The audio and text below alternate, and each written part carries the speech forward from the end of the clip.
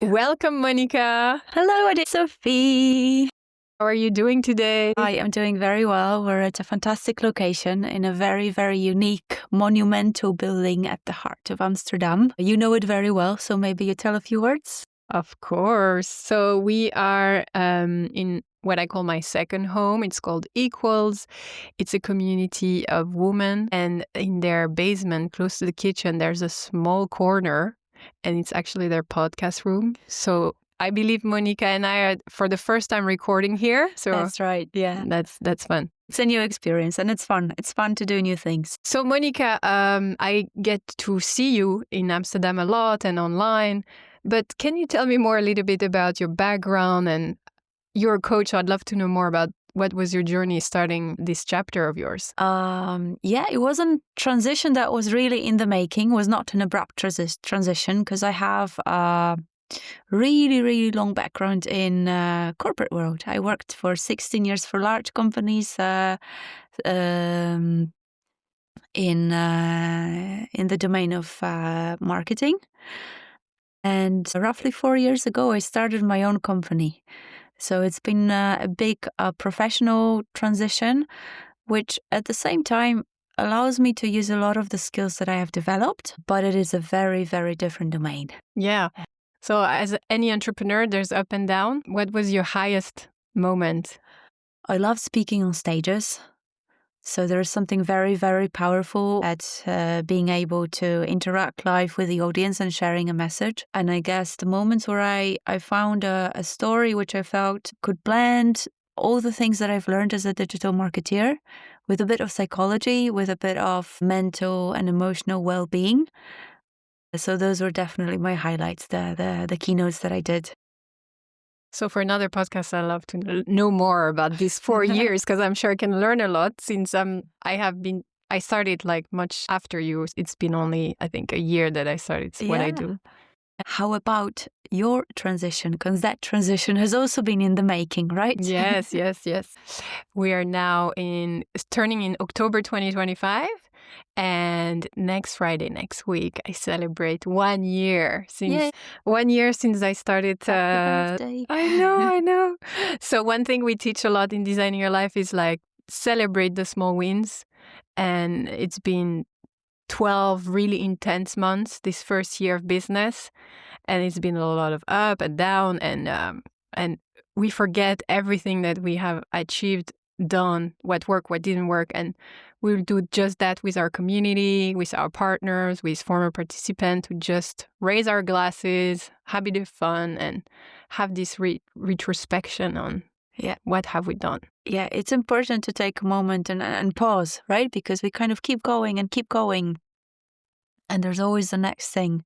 But it's important to celebrate. So we've already coincided several times at different events, and here at Equals, and also at the I Am Expat Fair, which you will be participating at again very soon.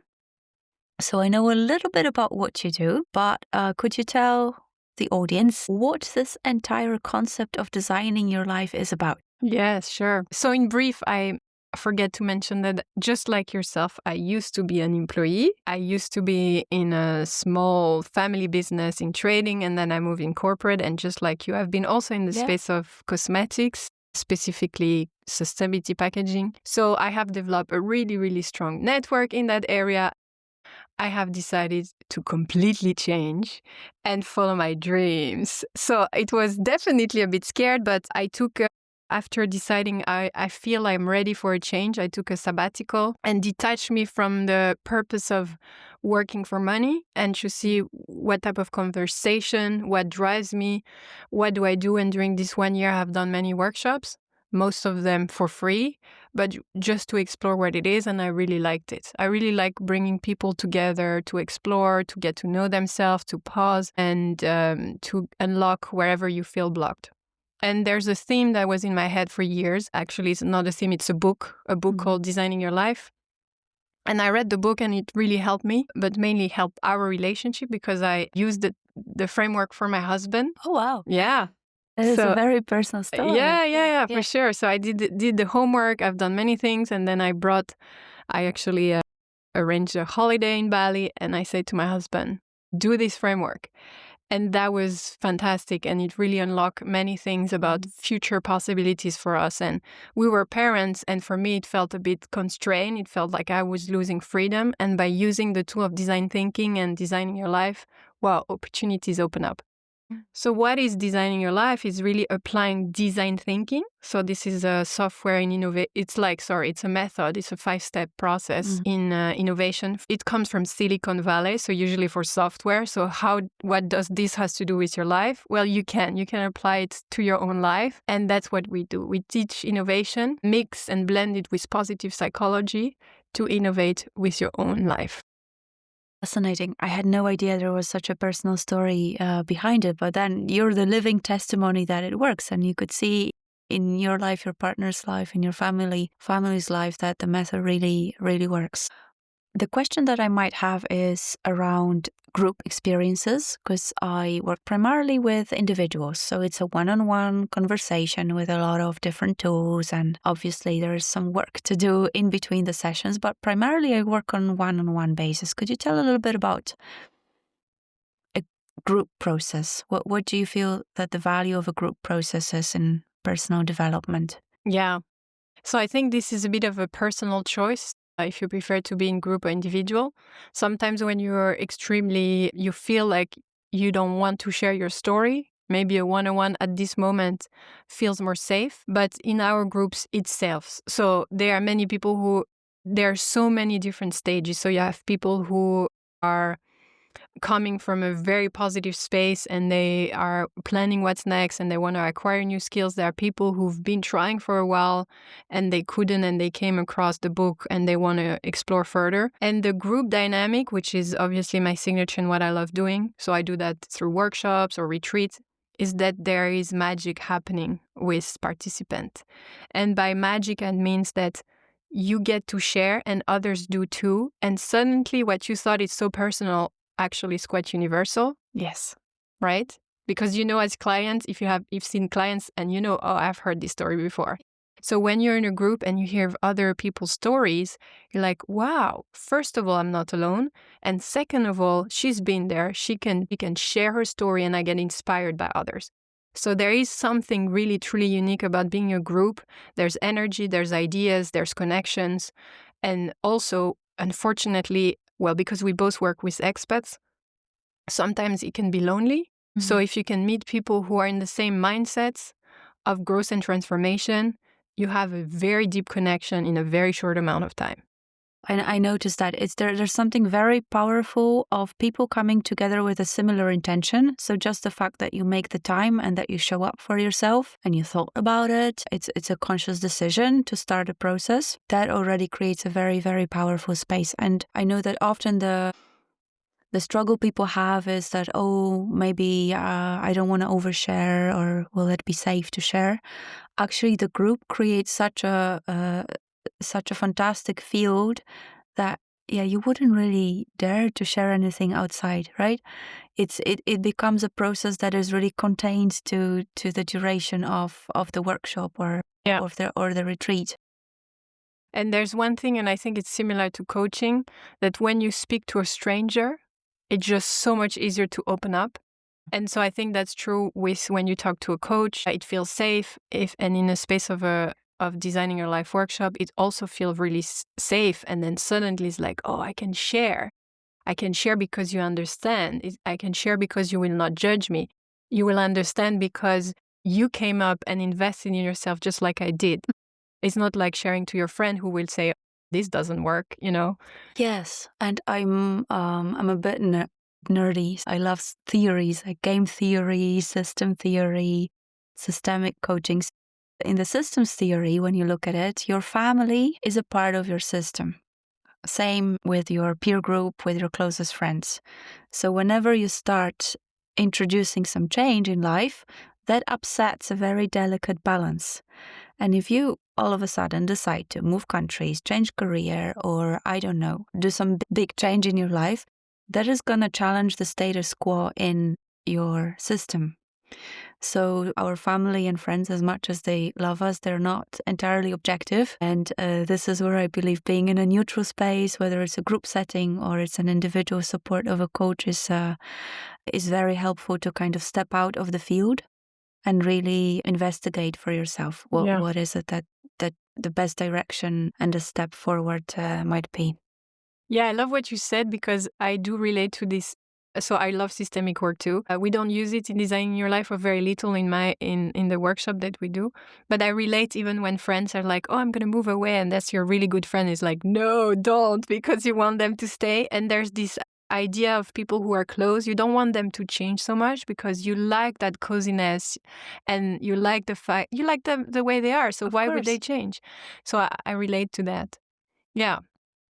And also I heard from systemic work, since it's the topic, that you may have a very good relationship with a certain topic, and then when you evolved, all your system changes, right? How does systemic work applies into your coaching? So I do with some of the clients I work with, I do mini constellations.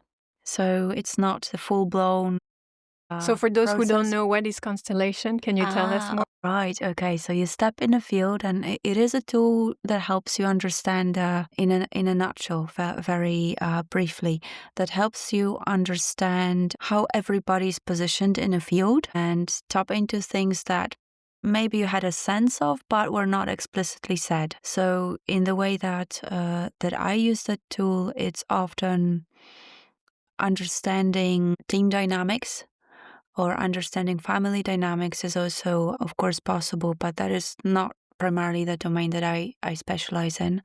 There are wonderful people who have way more expertise in that I do, but a mini constellation, you basically use small figurines, and as simple as it sounds, it's a very profound process.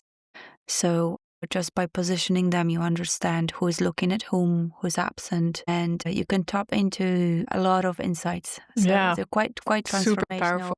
quite transformations. So you mentioned teams. Sessions. So you work with both teams. Who's your main audience? Who do you mainly serve? Well, I am based in Amsterdam. I've been in Amsterdam for 18 years. I come from Poland. That's my origin. That's also where my heart is. I lived in Germany. I also lived in Spain. But me being based in Amsterdam, that I think attracts a very international audience. And as a matter of fact, last week I sat down and I counted the number of nationalities that have passed through my coaching practice, and I counted 66. So this is the Amsterdam blend. I think this is the beauty of the city, that we have such a wonderful diversity of cultures and backgrounds. I coach in Polish as well, so I do have Polish clients. The majority of the sessions that I do are in English, and I also have some Dutch clients because I do speak Dutch. Wow, well done. But I mentioned 18 years. You mentioned it's been a while. You mentioned teams because you also work with leaders. So when you meant constellation, you mean your personal life, how it affects it, also teams. So you were referring to constellation in the workplace? It can be, yeah. So imagine if there is a conflict, or there is a weird relationship that someone doesn't quite. That is difficult to figure out. And you mentioned conflicts in the workplace. What's the main reason where people are not happy at work based on your experience? So that's maybe separate from conflict. It can be one of the reasons that there's really already a high intensity of emotions. Usually what I find out is that there is some level of misalignment on a value level, or there is a moral conflict, or there is something that cannot be reconciled. So I love working with values. I like reconnecting with values and then making choices that are rooted in, really in the way we're wired.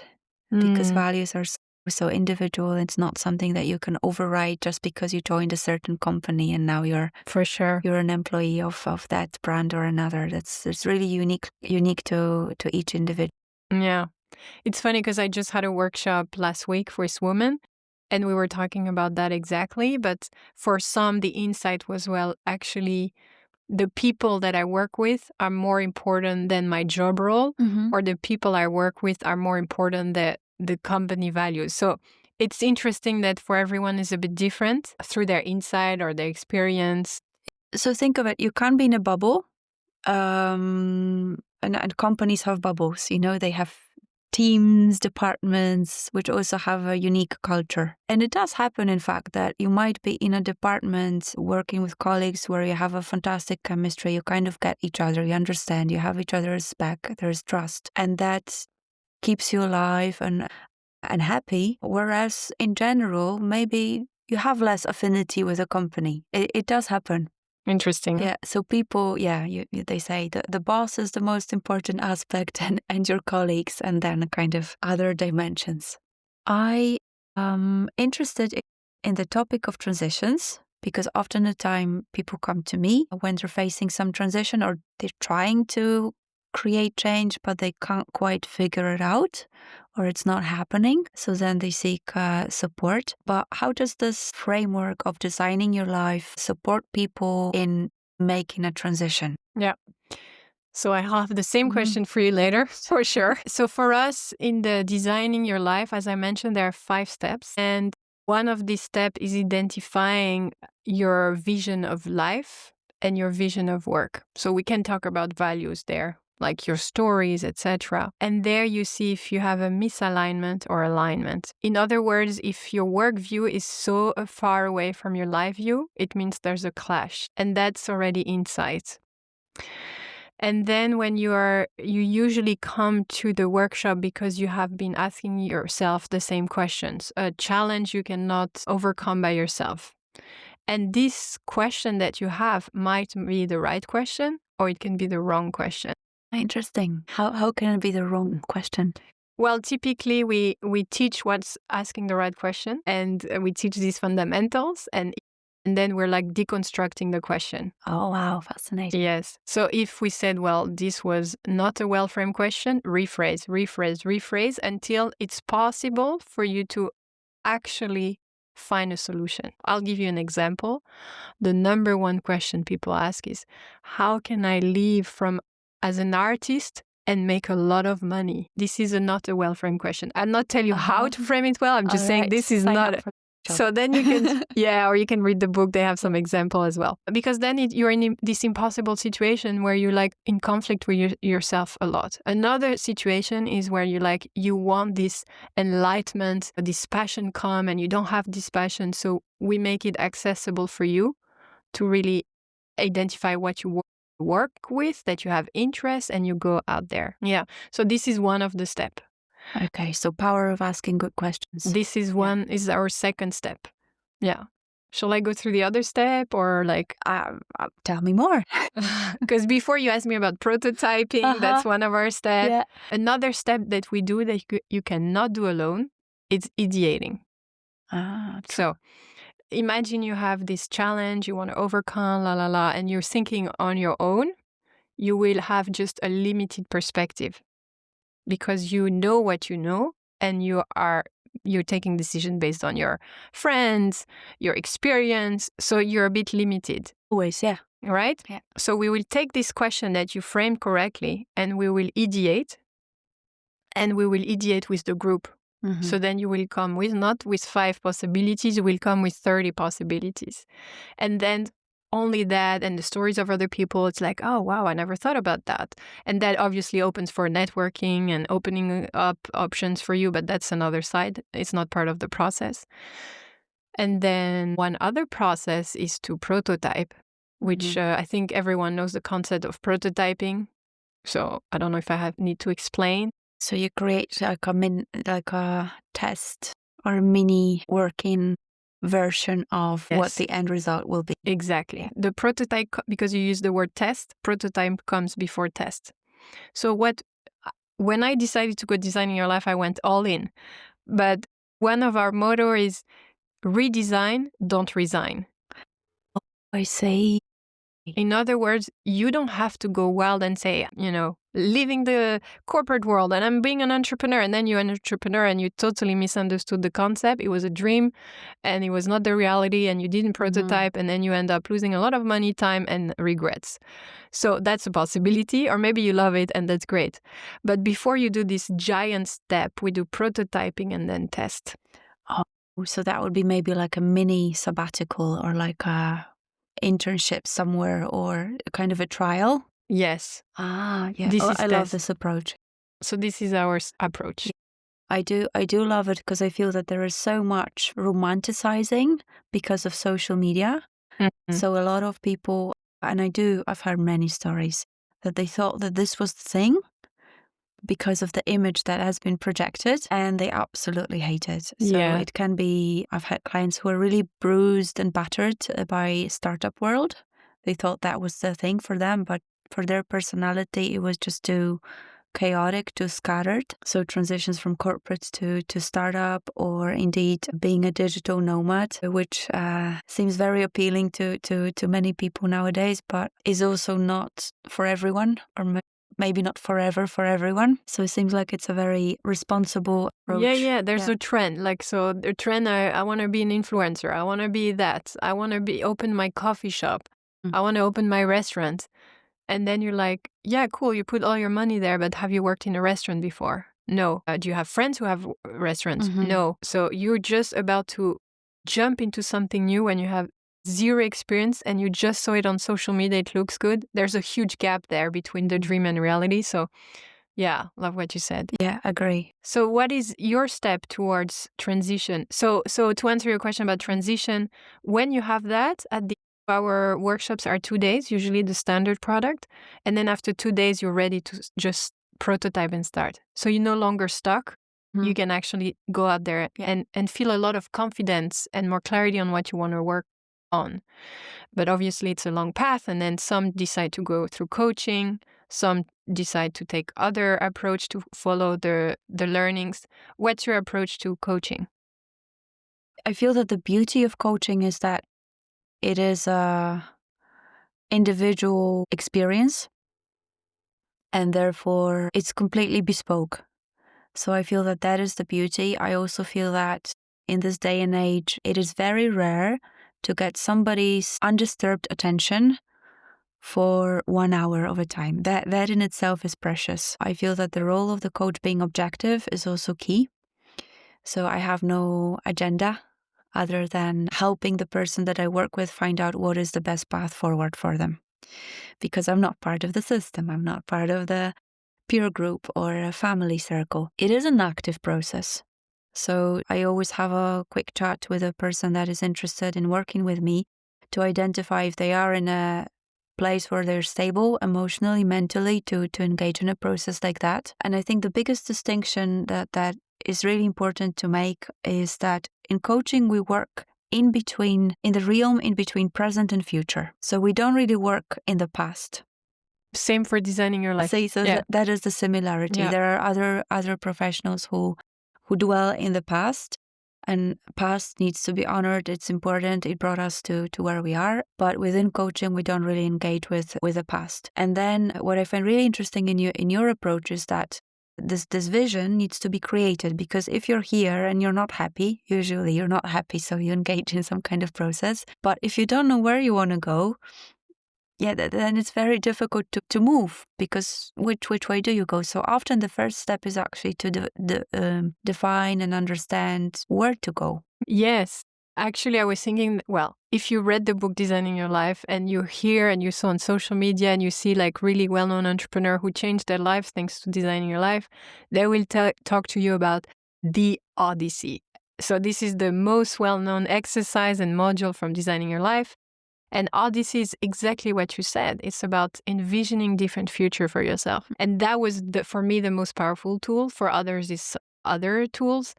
But this is fantastic because there's no way I would be here today if I didn't envision something drastically different in my mind. Because everything starts with you imagining different future. And then if you start drawing, talk about it, suddenly it's not, it's real.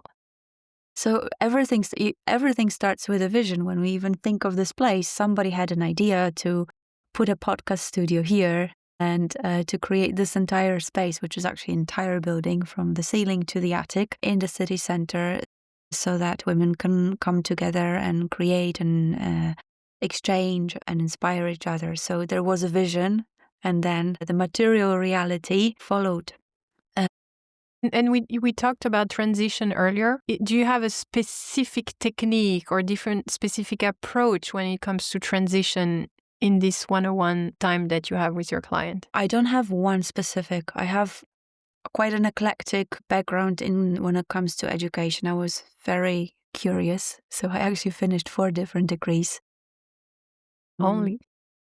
I think this has just always been me as a person. I've always studied humanities, but I also studied business. And in the end, I went into international management and marketing, and that has been my career path. But I've had other jobs. I worked as a tour guide. I traveled a lot extensively. So this curiosity and kind of broad outlook on life has been something that is just part of my personality. One of my top values is love of learning and knowledge. So I use different tools.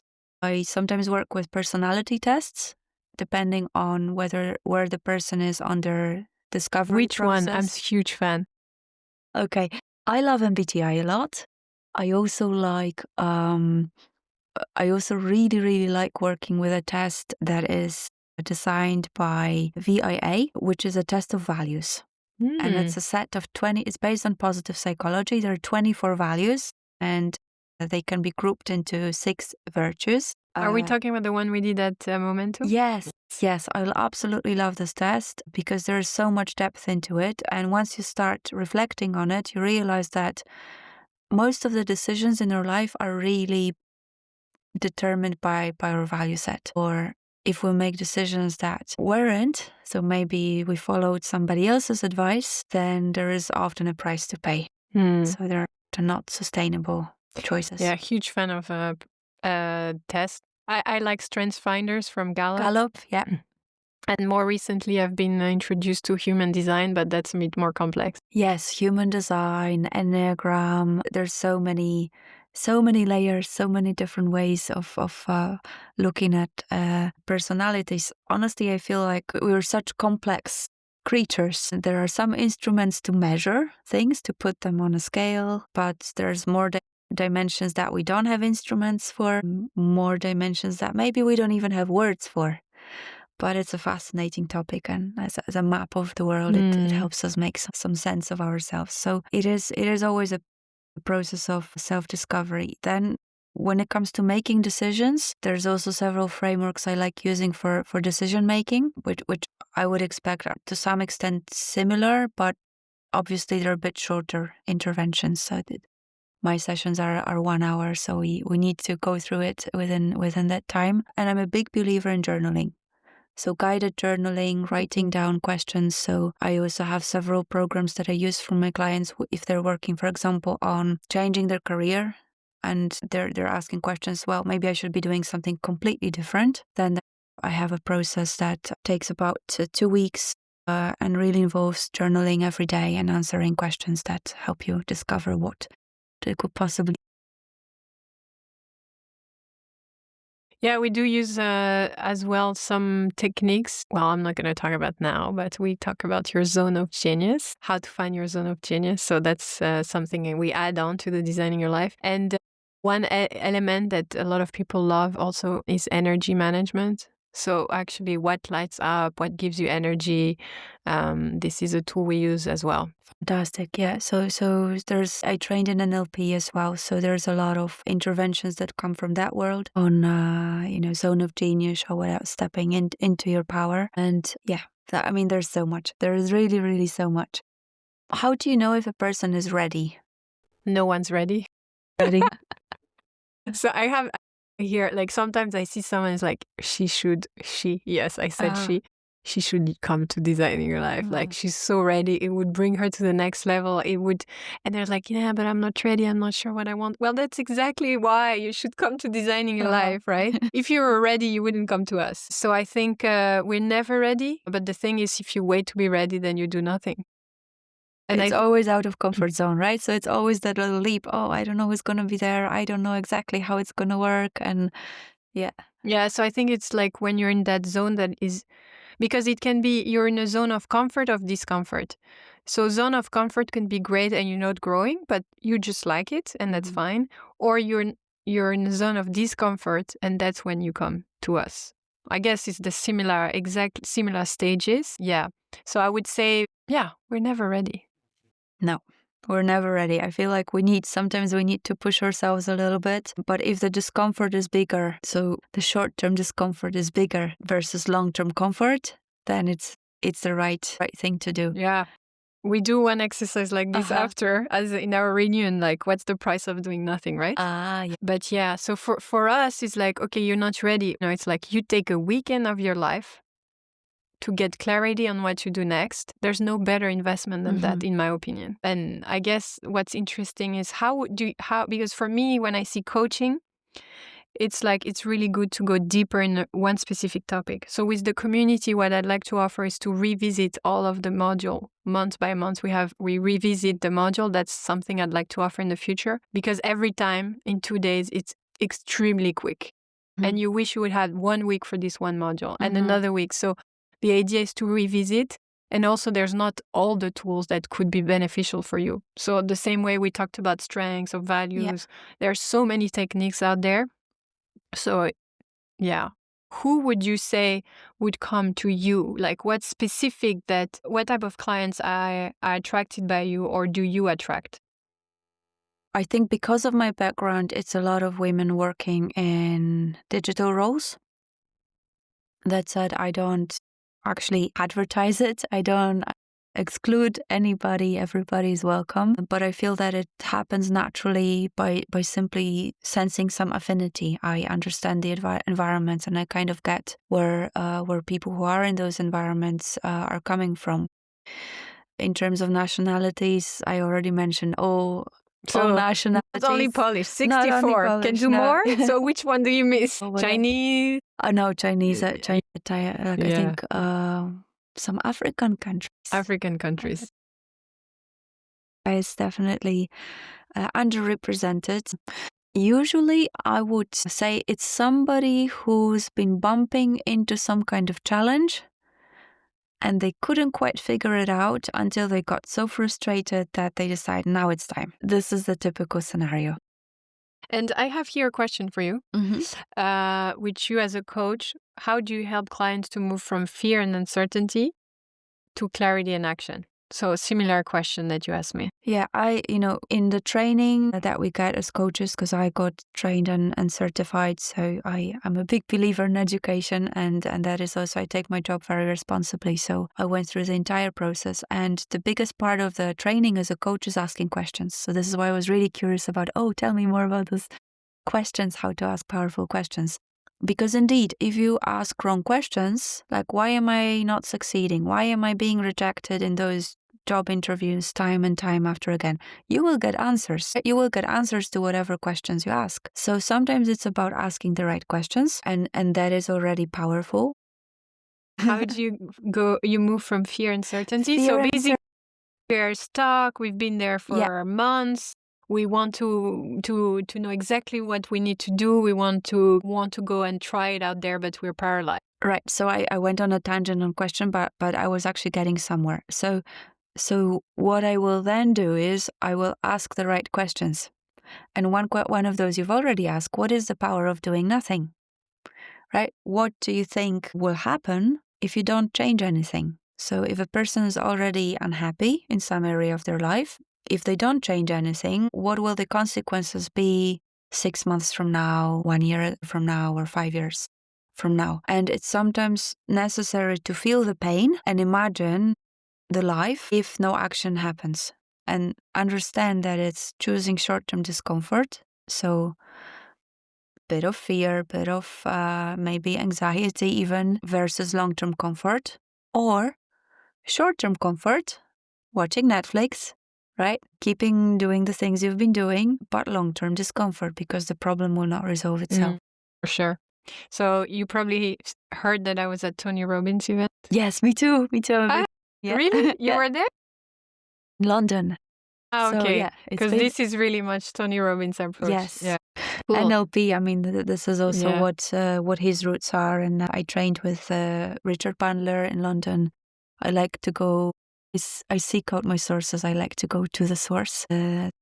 Thank you for very mentioning. powerful. We meet next Friday for Simon Sinek. Yes. Yes, thank you for mentioning that to me. So there is something really, really powerful being in a room and absorbing knowledge through transmission. So Simon Sinek is also somebody I've been following, read his books, and I'm really, really looking forward to hearing directly from him. Cool. So we both chose Amsterdam as the place to live, work, be who we are today. Why do you think Amsterdam specifically, I didn't say Netherlands, I said Amsterdam, is a unique place to start fresh, professionally or personally? I just before that, I was with a Brazilian lady who joined my workshop last week and chose Amsterdam as the new place. Why do you think Amsterdam is unique? It's a magical place, and there is a certain freedom to be whoever you want to be. I think any moment of reinventing yourself and starting a new chapter is a beautiful opportunity to reinvent yourself. But because of this incredible diversity, I do sense that there is more freedom. At the same time, there is a feeling of a little village with the culture of a large city. So I do feel that it has the best of both worlds without being a megapolis. Last holidays, I traveled to Kuala Lumpur, Singapore, Hong Kong, Shenzhen, Macau, so really large cities. And I was so happy to be back in Amsterdam. Jump on my bike, where everything is within half an hour cycle. And and still you really have everything. So I feel also no matter which profession you're at, creative, digital, there is this forward thinking and pragmatism that Amsterdam is all about. And I never had the intention to stay here. I always thought I'm going to stay for 3 years and move London, maybe Dublin, maybe Madrid. And 18 years later, I'm still here. So yeah, be careful. If you do move, there is a risk. So from Poland to Amsterdam, it's okay. The big question is the weather and make the light and the sun inside you, right? Yes. There are some challenges and obstacles to overcome. Climate is one of them. What are your impressions? Well, I came to Amsterdam 16 years ago because I was offered a job, which I did for 7.5 years. So it was job related, but I think I did reinvent myself a few times in different countries. So I lived in China, you mentioned China, and there you could really reinvent yourself because no one knows you, no one will, and then it's like the Chinese dream. So I reinvented myself a few times, but I think Amsterdam in Europe is definitely one of these places that offers such a high quality of life, and there's a lot of things that are accessible. And then you don't have that fear of judgment because who cares? I mean, you wear pink and have pink hair. I have one of my neighbors, she's wearing pink from bottom to toes. And yeah, she's the pink lady, Yeah, it's fine. And that's fantastic, right? The diversity and the freedom to be and the self-expression, these are really, really precious. Maybe very practical questions. Where can people find you? Well, I have a website. It's called designingyourlife.nl. Designingyourlife.nl. And there you have basic info, and we are about to launch our new website. Oh, so exciting. Yes. So you can find the new date. We have webinars that are free. We have Q&A, monthly Q&A sessions, so you can come and ask your questions. We have ambassadors. So if you're interested to meet people who've done Designing Your Life before in your language, we can connect you. And we have several events like the I Am Expat Fair where we are present. So we have a little section on event where you can find us face to face, and of course at Equals as well. When we're not in the cellar recording a podcast. Yeah. So what about you, Monika? You have a website called LaMatu. Yes, LaMatu.com. It's LAMATU.com, and that is the best place to find me. I'm on LinkedIn as well. You are very active on LinkedIn. Well, it kind of goes with the territory. I do have a lot of clients working on career transitions, so that is one of my tools. And we often also do a LinkedIn review and we do a CV or resume. So it is an important place for me to be, and also tool where I get a lot of inspiration and follow some trends. But primarily my website. I also host mini events. Yeah. So I love the concept of gamification. Yes. So it's a completely offline experience. They take place in Amsterdam, and it's a one-day one-day workshop. One of them is called Transformation Game, and another one is called the Cash Flow Game. It's a bit more down to earth. I know it. Yes, so I love those kinds of experiences, and through my journey, I've also attended a lot of workshops. So whatever you said about the power of group and group experiences, this is also something I recommend to my clients whenever I feel that they're ready or they're working on a specific topics. Yes, go and join a tribe. Yeah.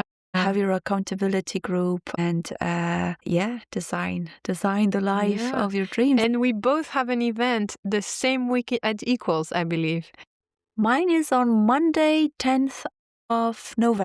And I think I'm just the week before. Fantastic. Yeah. I think 4th of November. Yeah. So it's an open event to anybody who is interested in the topic of focus and attention, is maybe struggling with digital distractions or noticing that their attention span isn't the way it used to be. It's an open workshop. We start at 5:45 on a Monday afternoon. Yeah, it's here at Equals. Yeah. Equals Clubhouse in the center of Amsterdam. And do you remember, Monika, you joining a year plus ago, 15 months ago, to the Lifeline workshop? Yes, I loved it. Can you explain to the one listening what was this whole thing about? Yes, so Lifeline is a bit of a retrospective process where you actually draw your life as a lifeline, as a chart, and you draw it in different ways. So first of all, it's interesting, what is the first idea that comes to you? Do you think of your personal life? Do you think of your career life? Or what are the highlights and lowlights? And there is a lot of reflection and there is a lot of insights that you can elicit from that process. So yeah, very, very powerful process. So we do that at Equals. I've done it last year. We're doing it this year. And in Designing Your Life, we never talk about the past. So this is the one chance to look at the past, put it behind you, and work for the future. Fantastic. Yeah. So with that, thank you so much, Monika. I'm happy we had that discussion. Thanks, Adis Sophie. Bye-bye. Bye. Bye, everyone.